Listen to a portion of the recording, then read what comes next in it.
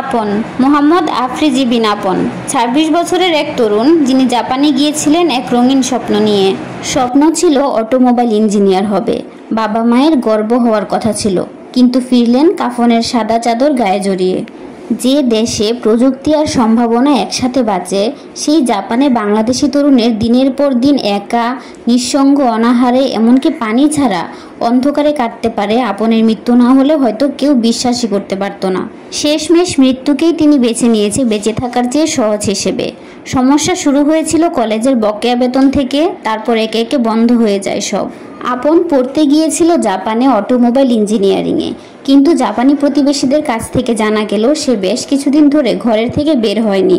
তার বাসার gas, current, পানি, এমনকি সিম কার্ডটিও বন্ধ করে দেওয়া হয়েছিল। বেশ কিছু বকেয়া থাকায় জাপান সরকার বাধ্য হয়ে বন্ধ করে দেয়। দেশে থাকা আত্মীয় স্বজন, বন্ধু বান্ধবদের জানালেও কেউ সহযোগিতা করেনি আপনকে, বরং মুখ ফিরিয়ে নিয়েছে। যে বন্ধু বান্ধব একসময় তাকে ঘিরে আনন্দ ফুর্তিতে মেতেছিল, সে বন্ধু বান্ধব তারাও মুখ ফিরিয়ে নিয়েছে। গত বুধবার ঘরের দরজা ভেঙে আপনের লাশ উদ্ধার করে জাপান পুলিশ।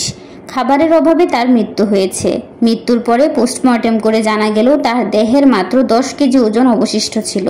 মুন্সিগঞ্জের ছেলে আপন ছিল জাপানের সাইফানা শহরের কান্তো ইন্ডাস্ট্রিয়াল কলেজের প্রাক্তন ছাত্র। গত বছর ডিসেম্বর থেকে তিনি বিষণ্ণতায় ভুগছিলেন। জাপানে ইঞ্জিনিয়ারিং পড়তে যাওয়া বাংলাদেশের ছেলে আপন মারা গেলেন খাবারের অভাবে। সন্তানকে শুধু বাহিরে পড়তে দিলেই হলো না, সে সেখানে কেমন আছে, কিভাবে আছে, সেটা অভিভাবক হিসেবে প্রত্যেক অভিভাবকের দায়িত্ব খোঁজ খবর রাখা।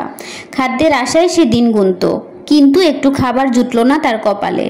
ডিপ্রেশন জিনিসটা কতটা ভয়ঙ্কর হতে পারে তা আমাদের বুঝিয়ে দিয়ে গেল আফ্রিজি বিন আপন।